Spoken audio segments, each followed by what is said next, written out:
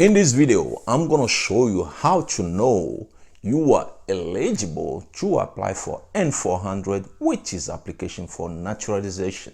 If it's something you want to know, just stay tuned and I'll be right back. USA Monde. Good morning, my beautiful people. This is John from USA Monde. Welcome back and thanks for watching. If it's your first time on my channel, as always, welcome. Here, my goal is to help newcomers, permanent resident, and also U.S. citizens regarding the immigration questions. Sometimes we talk about different topics, and also I give advice to newcomers to the United States of America so they can stay out of trouble. It's very important. But today's video, like I say in the introduction, it's about how to know you are eligible to apply for N-400. Okay, some of you guys who came to the United States of America, either you are a refugee, you apply for asylum, you became asylee.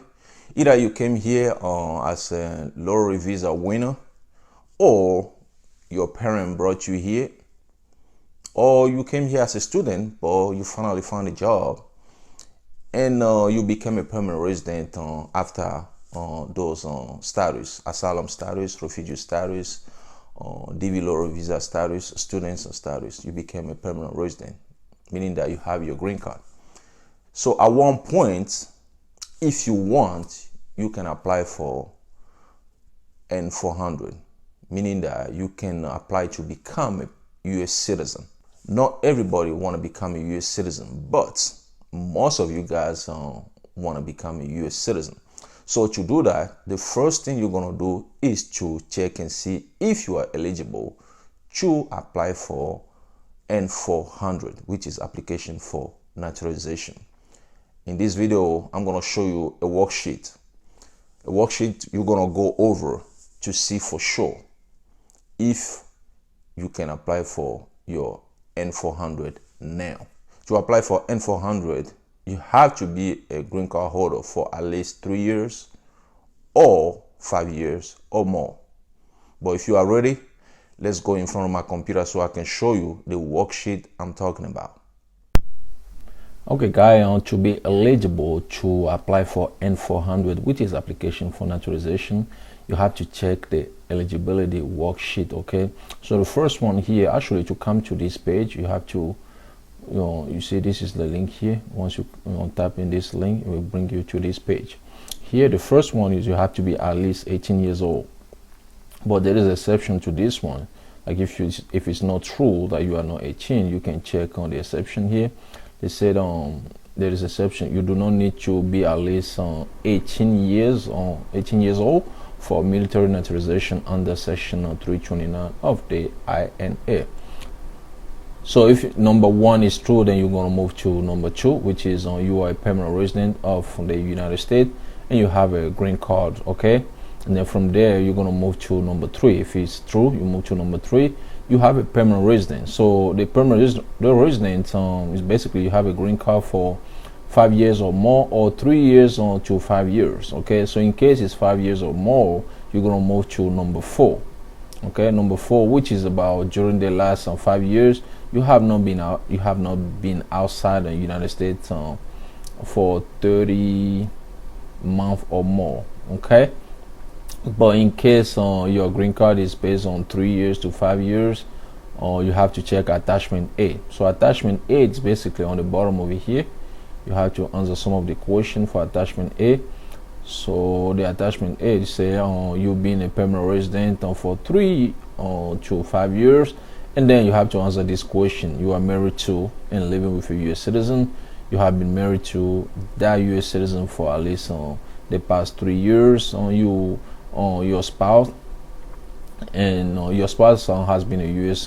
Citizen for at least the past 3 years, and during the past 3 years you have not been out of the country for 18 months or more. So basically for 3 years permanent residency, you have to stay in the United States of America half of that time, which is 18 months. For 5 years, it's got to be 30 months. Okay, so if you answer through to this question, then you're going to move to question number 5.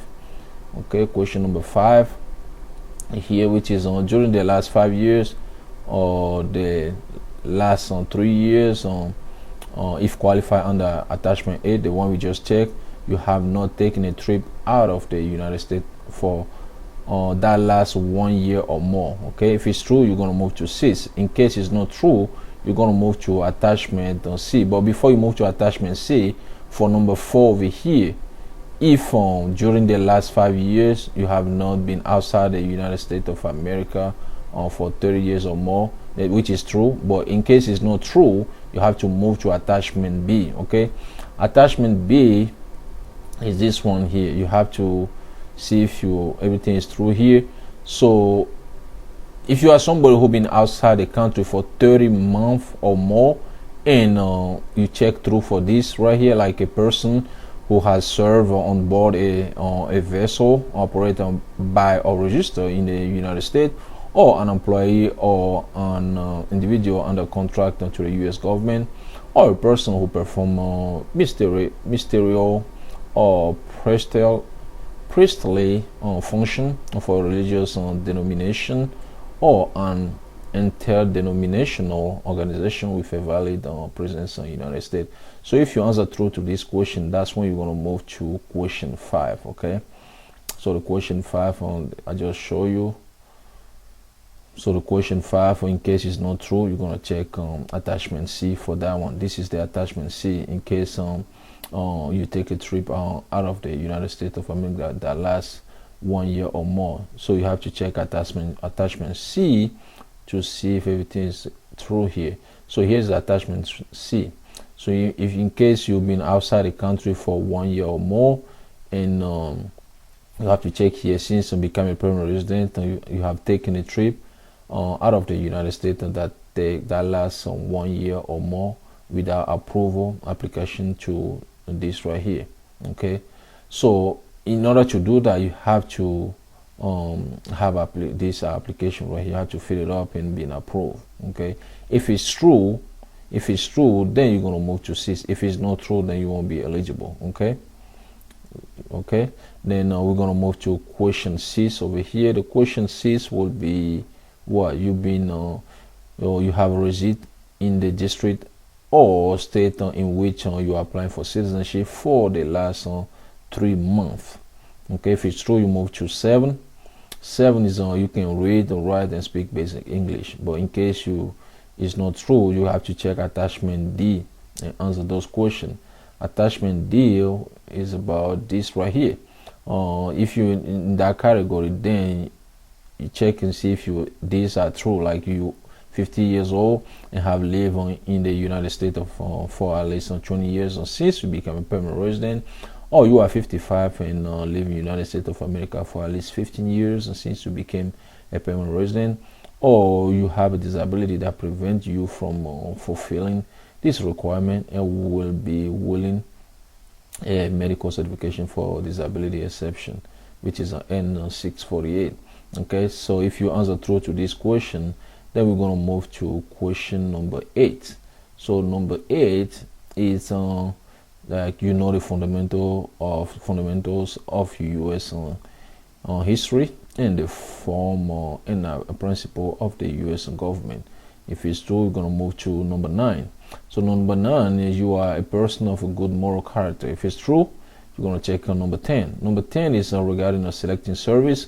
So one of the following is true, like either you are a female, or you are a male registered for a selective service, or you are a male who did not enter United States under any status until after your 26th birthday, or you are a male who was in the United States between the age of 18 and 26, but who did not register for the selective service, and will send a status information letter from the selective service explaining why you did not register for your application. Okay, or you are a male who was in the United States of America between the age of 18 and 26 as a lawful non-immigrant. Now, if all these are true, one of these is true, then you're going to move to 11. You never deserted from the U.S. Armed Force.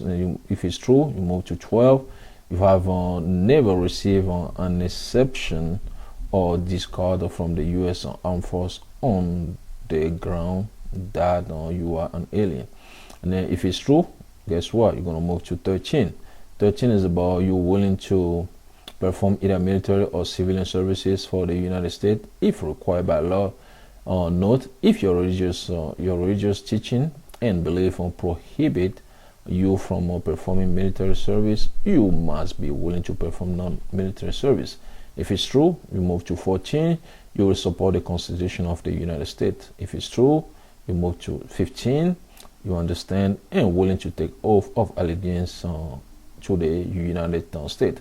So basically, those are the stuff you have to go through to see if you are eligible for N-400. If you are eligible for it, then you're going to move to our next step, which is going to be in the next video, like which form, how to apply for the form and all those stuff. Okay, so if you have any question, please let me know in the description below.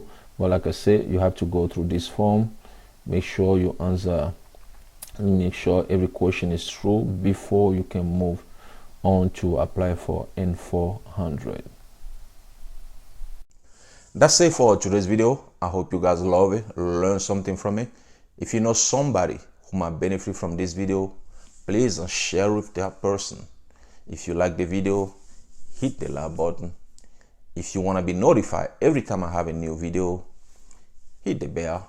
If you are new here, you like what you're seeing, or you've been watching my video, you never subscribe, please hit the subscribe button or click on this USA Monde logo over here. Once again, my name is John. Thanks for watching, and I'll talk to you guys in the next video. USA Monde.